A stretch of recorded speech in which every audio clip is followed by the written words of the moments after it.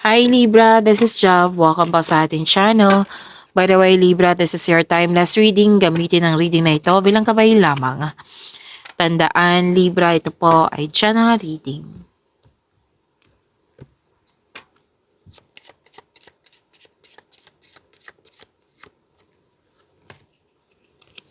Angel number 1515 para kay Libra.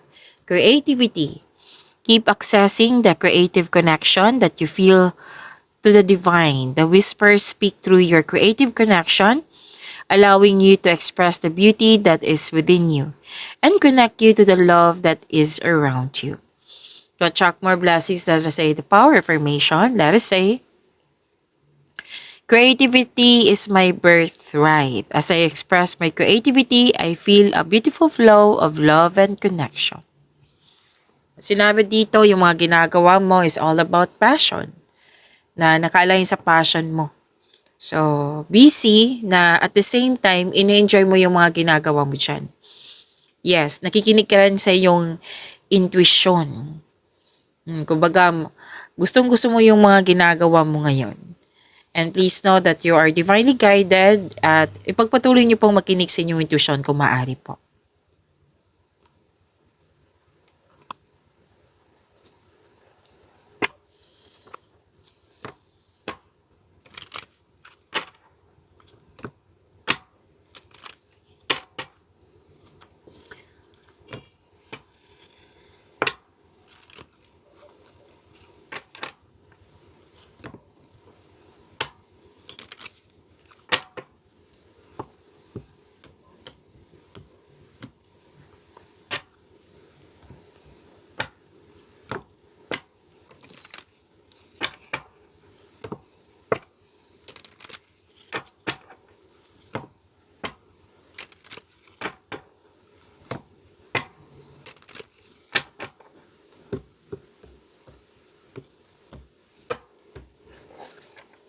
Maraming salamat po sa inyong patuloy na suporta sa mga nag-donate, sa mga hindi nag-skip ng ads.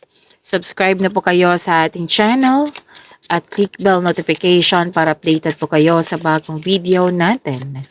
Para sa mga gustong magpa-reading po, comment po kayo ng personal reading and check my reply sa comment section.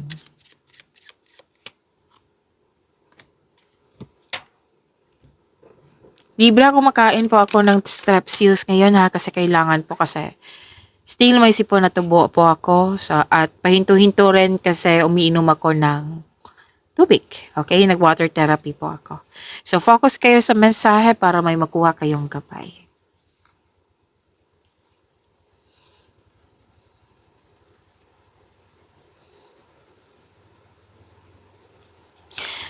Okay, wow, may parating na malaking pera sa inyo. May cash, yes. May check din ako nakikita. Okay? Maaari din na makatanggap kayo ng news or information. Malalaman mo din yung totoong intensyon ng isang tao sa iyo.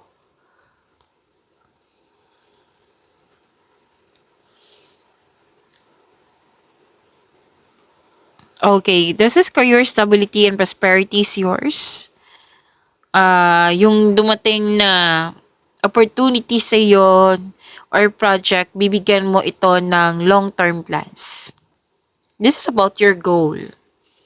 Okay, about your career, about your work, na binigyan mo siya ng aksyon para magkaroon ng stability.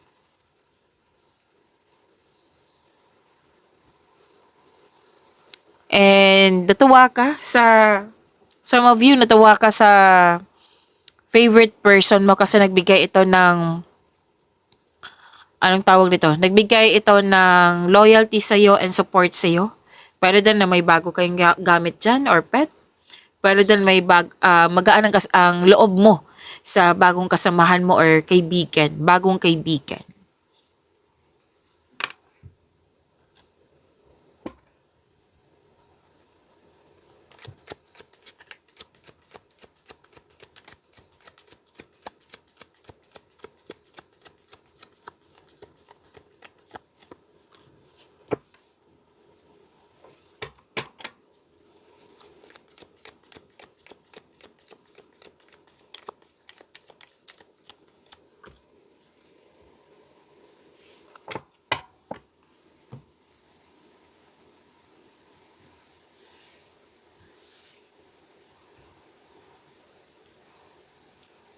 Para sa mga bago dito, kung may napansin kayo na repeating message, yan po yung pinupush ng cards sa inyo. Like for example, nanood kayo sa isang video reading nyo at dito din, at may napansin kayo na repeating message, yan po yung pinupush ng cards sa inyo na kailangan yung bigyan ng atensyon, solusyon at aksyon kung maaari po. So, ano yung energy ni Libra?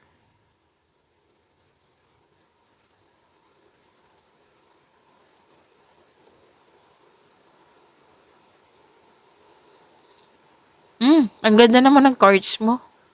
Partnership. So, may dumating. May lumabas din dito na opportunity na which is sinabi ko kanina, di ba? Na opportunity na maaring busy ka nga na lumabas dito sa inyong dalawang card. Job opportunity, any kind of opportunity. Remember, this is energy. Pwedeng sa personal life mo to, sa career and money, sa love and romance.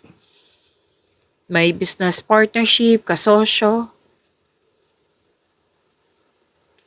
Sinabi ng card dito na i-grab mo tong opportunity na ito. Siyempre may kasamang konkretong plano. Okay? Grab mo na itong opportunity na to kung pwede po. Kasi may nakita ko ditong financial growth. Basta planuhin ng mabuti at sipagan sa araw-araw. Yes, regarding sa career and money mo. Meron din sa buhay pag-ibig, which is maganda din.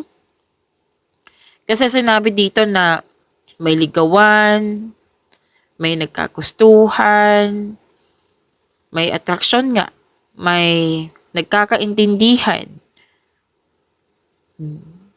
Yung parating na yung nakatadhana sa'yo sa mga single dyan. May destiny kasi sinasabi dito na mangyayari ngayong week na ito. And most likely, sa love life din.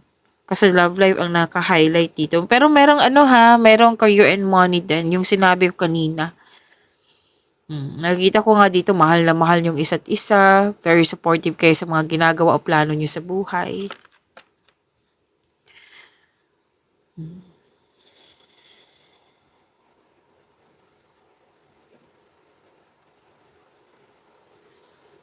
Special event, public event, celebration, togetherness,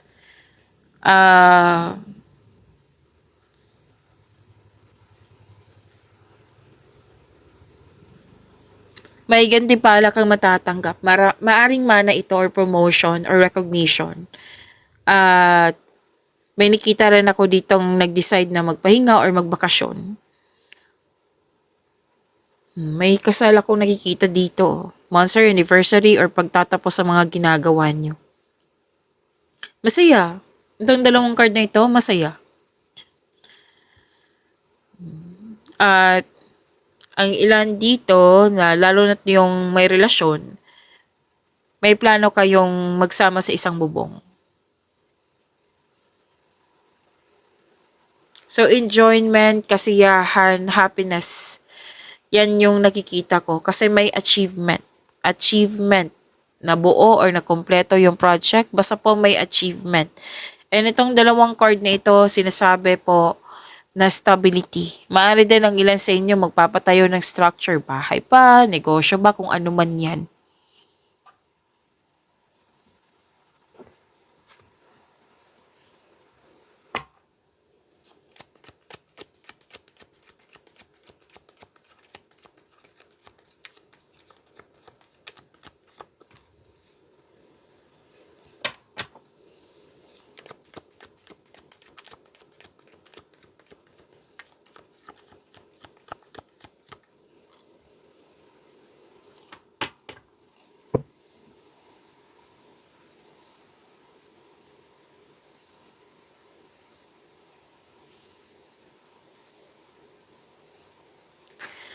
So, ending with new beginnings, ang nakikita ko dito, may completion of cycle.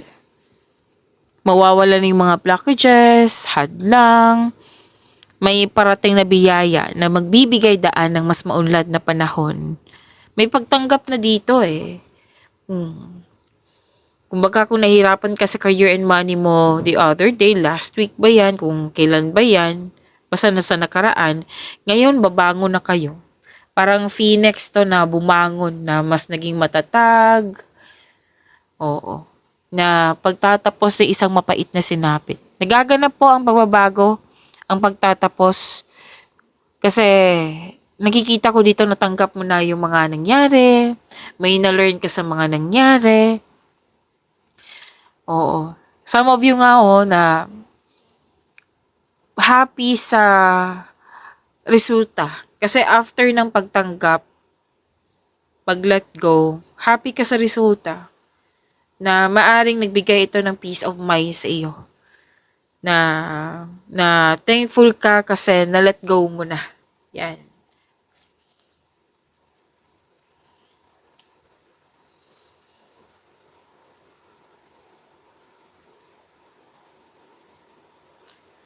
So may nakita rin ako ditong na ulit na problema or paulit-ulit na lang na problema, concern, na nabigyan na ng solusyon. Kaya nga may sinabi kanina na pagtatapos ng isang mapait na sinapit, nababangon ka na at naging mas matapang, matatag.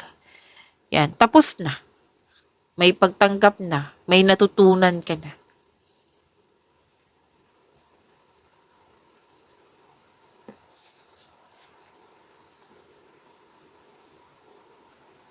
Malakas din yung intuition mo. May nakita nga ako dito, nag-self-study. May awareness. Di ba may pagtanggap? Awareness din to. Ginagamit mo yung common sense. May common sense na kasi may naka-receive ka na ng, what I meant is may learnings na kasi. Naka-receive ka ng wisdom message. Nakikinig kasi yung intuition. Malakas yung intuition ha. So, gagawa ka ng desisyon dito. Itong dalawang card na ito sinabi dito na, di ba, may paulit-ulit na nangyari, may pagtanggap na. So, ginagamit mo yung intuition mo. Kasi may, di ba, may pagtanggap, may desisyon na nindigan ka. Yan, na may solusyon na sa inyong problema, may sagot na sa inyong mga katanungan. Kasi naghahanap ka ng sagot dito sa kanyang katanungan, solusyon sa inyong problema. Na sinabi na ng card na nasa iyo na yung sagot, nasa iyo na yung solusyon. Huwag kang umasa sa opinion ng iba. Trust yourself at makinig ka sa iyong intuition. Yung sinabi ko kanina, Libra, ano sabi ba ako dito? Tingnan ko lang. Okay. Na, di ba may sasabi ako dito na may malalaman kang totoong intensyon ng isang tao sa iyo? Kasi nga malakasan yung intuition. Which is sinabi dito na may malalaman kang sekreto mula sa isang tao. So, trust your own counsel first bago ka maniwala sa ibang tao. Basta magtiwala sa inyong sarili, makinig sa inyong intuition. Trust your own counsel first.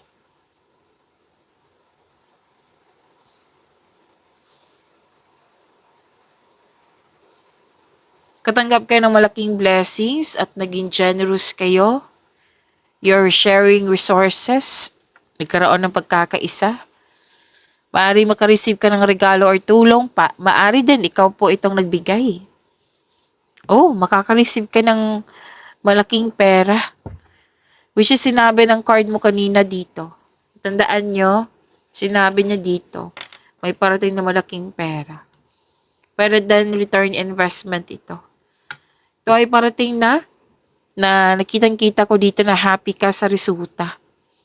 May promotion din, pagtaas ng kita, sweldo allowance, or na yung posisyon. Like, maraming benta, maraming customer orders.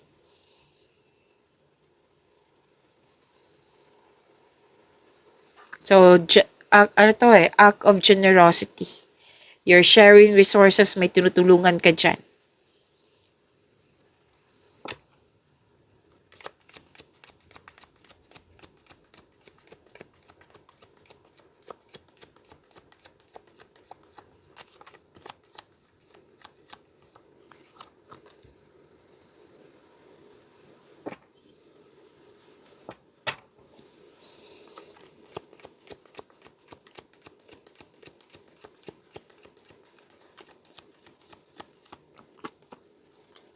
Oh, ang ganda.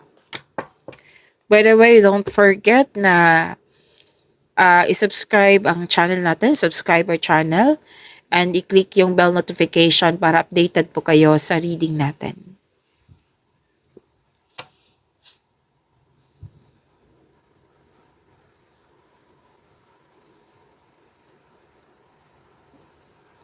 Lahat kayo, single ka man, may relasyon sa buhay mag-asawa. Lahat kayo dito, ingat na ingat sa naipon, nagsimula na ng ipon kasi may specific goal. Like, pwede may gustong bilhin or para sa future. At ano to nagkaroon ng sense of stability at gusto mong ipon ng malaki, kaya sobrang hard work mo. Dalawang card kasi nagsabi dito na, di ba may sinabi dito na makaka-receive ka ng malaking pera, which is sinabi din dito kanina, na itong card na ito is all about the money, na na-receive kayo ng malaking pera at nag-ipon kayo ng pera para sa future nyo, para sa isang specific goal. Marami kasi ako nakikita sa mga cards natin, lahat kayo na nag-start talaga na mag-ipon. Tapos ingat na may promises nga ako nakikita dito na iingatan ko talaga tong naipon ko. So, sense of stability. Lahat kayo single ka man, marelasyon sa buhay mag-asawa. Ang ilan nga dito na mag-abroad para makaipon ng malaki.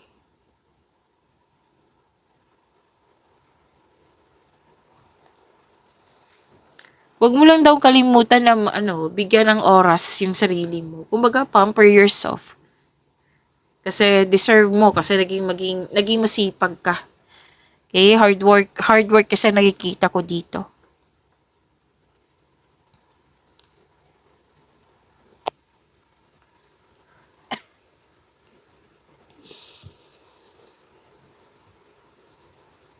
You're receiving love. Nagtutulungan, nagkaroon ng time sa sarili, you love yourself more. Sa mga single, ang advice kasi ng card dito, Libra, na allow yourself to receive love. And acknowledge that you can attract romance by loving yourself first. So kung hanap yung green flag, dapat magsimula ito sa atin by loving ourselves first. So love yourself more. Remember to practice self-love.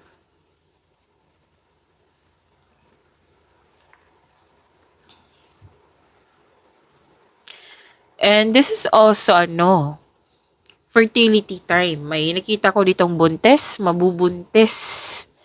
Sa mga may balak mabuntis dyan. Kung pwede sa inyo.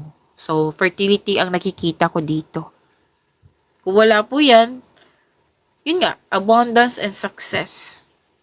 Okay, pagbubungang mabuti, abundance and success. Which is ang ganda. All about love to yung pagiging hard worker nyo, all about love.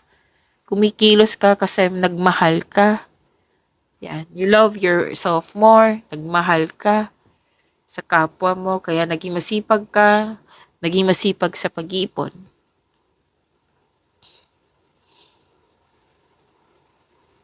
Mahal na mahal yung isa't isa, masaya kayo dahil nagkaroon na kayo ng, dahil masaya kayo, nagkaroon kayo ng positive emotions flow. Oh, wow. Dalawang card po mismo nagsabi, excuse me, dalawang card po mismo nagsabi dito na may buntes, may nanganak, mabubuntes. Gift from the universe. Ang ganda nito. Okay?